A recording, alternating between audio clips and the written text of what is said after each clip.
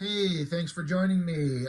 Let's look at something I think a huge portion of you guys have probably already seen. Not all of you, obviously, but a large portion of you out there that follow me. You know, you follow kind of the comics world and the indie comics world, um, including cartoonist kayfabe, which is where the first place I ever saw this thing at.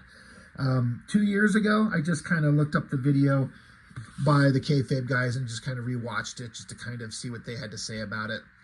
And so yeah, just a little over 2 years ago, they had this book on there. Um, I don't know if I remember they said where they got it or how they got it, but those guys loved this thing. And I remember thinking the video was fun and it looked like a fun book. And I was like, oh, one of these days I want to get my hands on that.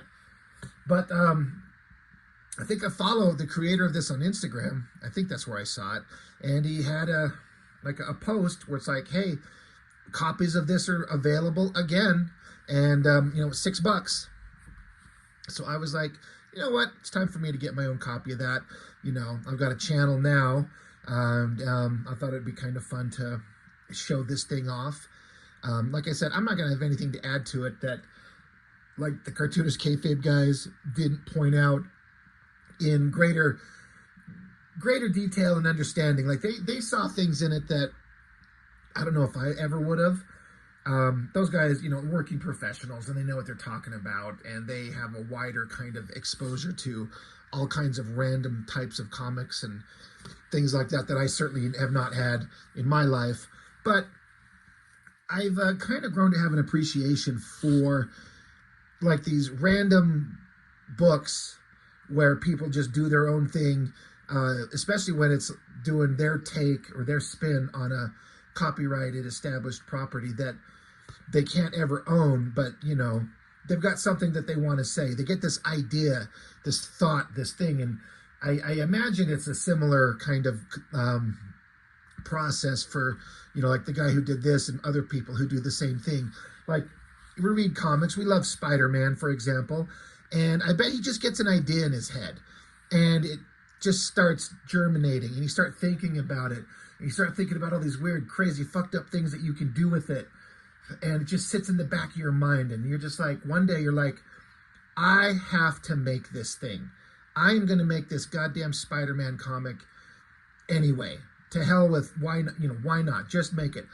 I mean, and I obviously have that same kind of appreciation because if you follow my channel, I made my own 6-volume set of He-Man, Masters of the Universe fan comic because I just had to do it. I had a story I had to tell, and I did it, and it took several years, and it's awesome. I mean, you know, not trying to kiss my own ass, but it's something that I'm really proud of that I did, and I finished it.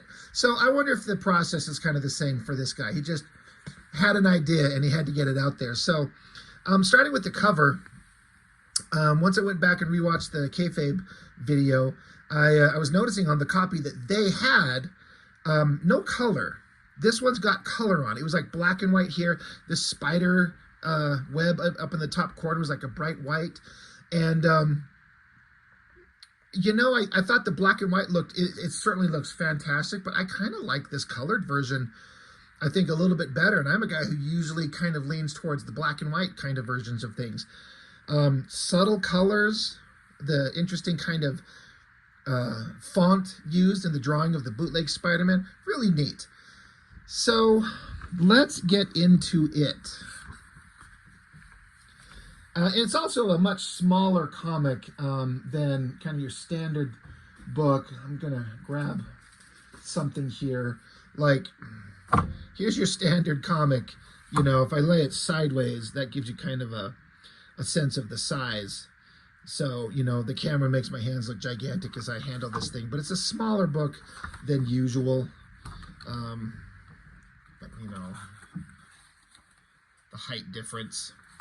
Anyway, just for context, I like the title page, the black with just the white, and then the way that's kind of written in the white.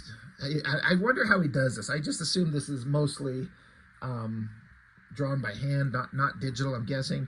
I love the way these webbing lines are drawn. It's really neat.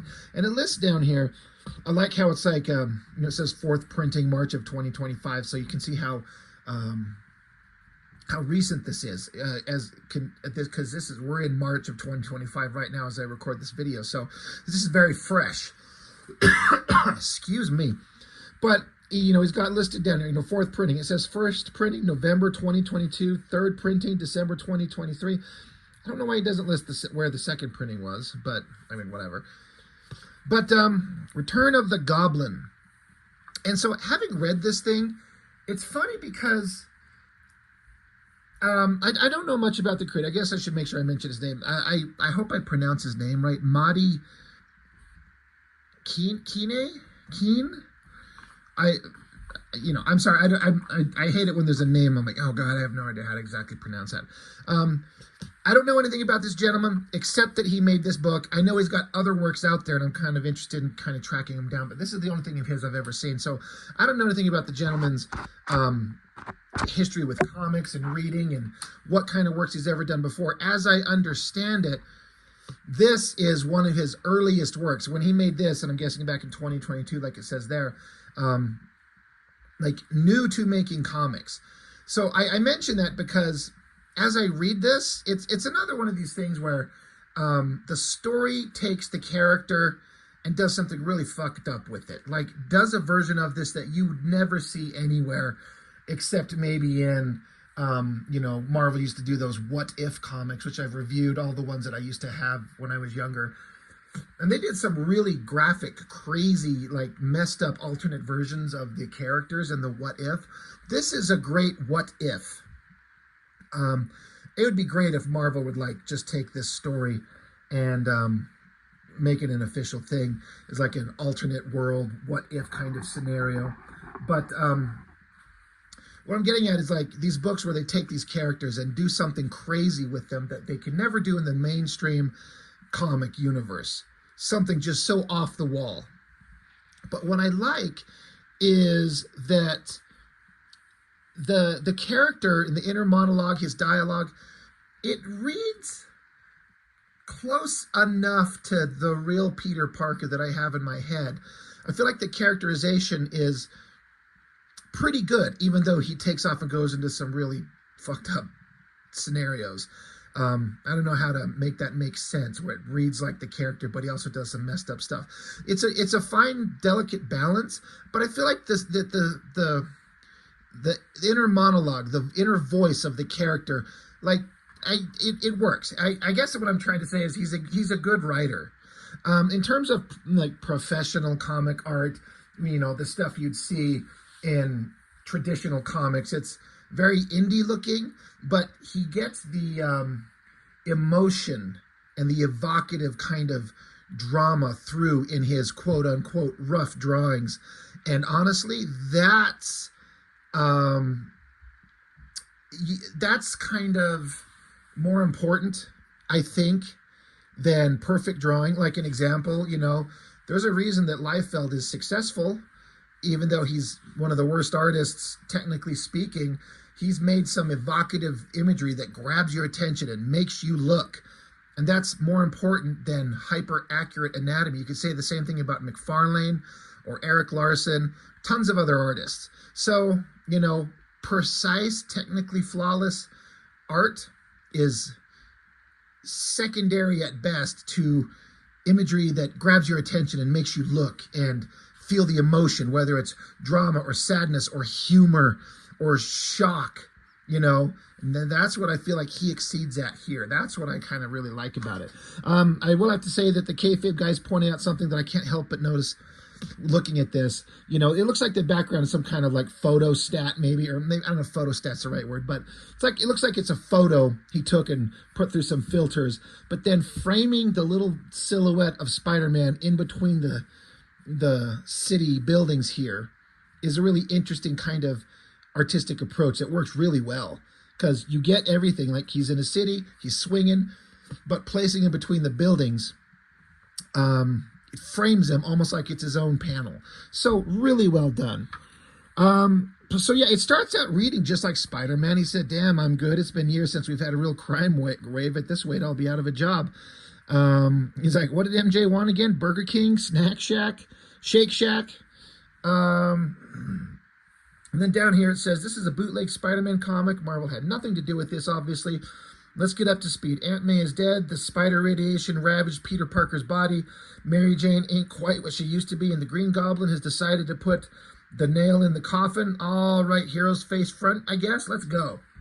So he just kind of sets up the story like it's, you know, the Peter Parker story that we know in general, but set slightly in the future when Peter Parker's kind of defeated everybody, but things are not the way that they should be. You know, he's saying it's been a rough couple of years. Aunt May was kind enough to leave us with the apartment, but things have been hard on MJ.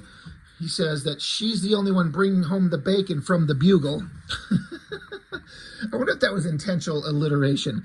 She's the one bringing home the bacon from the Bugle with all the bees. That's really funny, actually. He says, I haven't been able to show my face in so long. Sometimes I forget what that spider did to me. So he's stopping off, grabbing food for her, for Mary Jane. And obviously, if you've seen this review before, or if you're just looking over on the next page, Mary Jane is a candidate for that show, My 600-Pound Life. Holy shit. Is she gravity hogging, salad dodging, king size, blubber belly, blubber biscuit. Holy God, look at her. But it's funny. I also think about, there was an issue of Spider-Man that Eric Larson did where he mentioned how he stopped off and grabbed some burgers, and Mary Jane was kind of chastising him for eating garbage. You know, you got to take care of your physical body. But so I kind of make that link in my head because Eric Larson likes to interject the real world kind of conversations about the dietary choices of the characters. I thought that was something Larson did really well.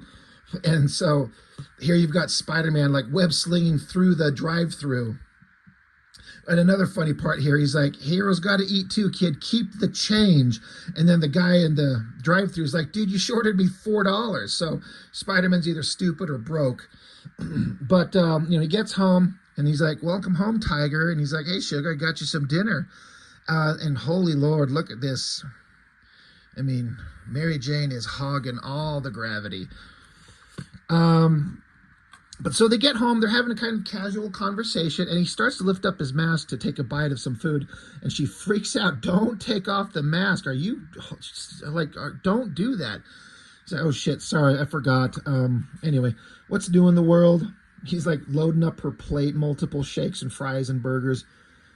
So I guess she writes for the Bugle. She's talking about Norman Osborn just woke up from his coma.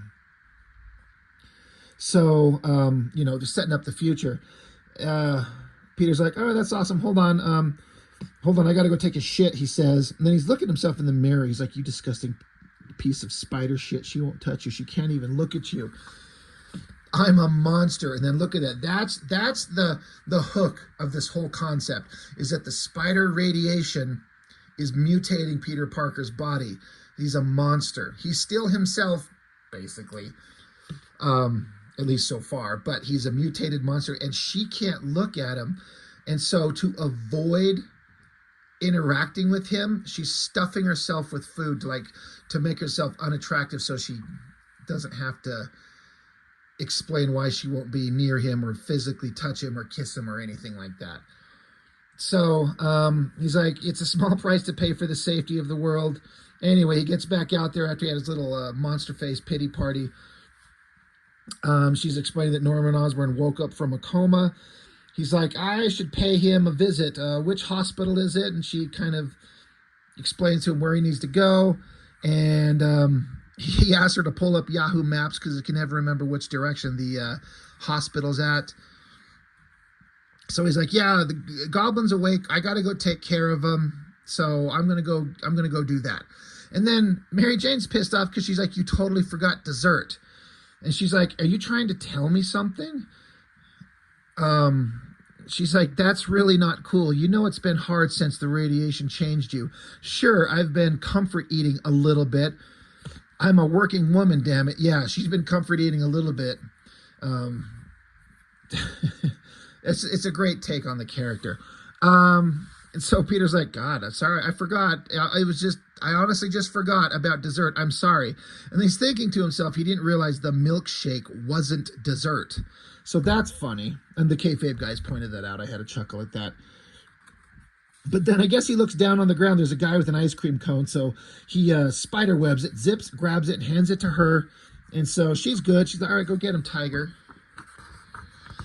So then we get Spider-Man, you know, web slinging around. He comes to a hospital, finds a guy, and starts, he wakes him up and starts terrorizing him, knocks his ass out, webs him up, takes him to another room, and he's like, you know, Spider-Man's threatening him. And this guy that he threatens is like, what the hell, Spider-Man? I thought I was dreaming. He's like, haha, what's your game here, Norman? What are you doing? And the guy's like, what are you talking about? You know, he doesn't know what Spider-Man's talking about.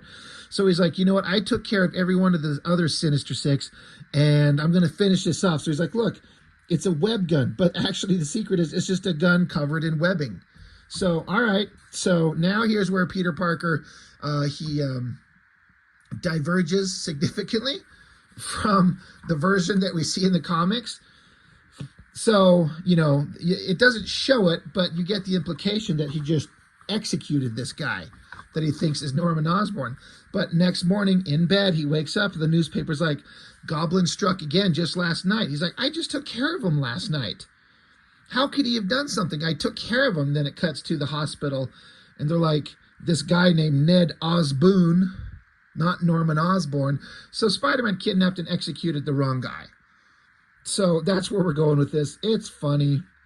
Look at king-size balloon belly blubber biscuit right here, sitting on this giant chair eating food.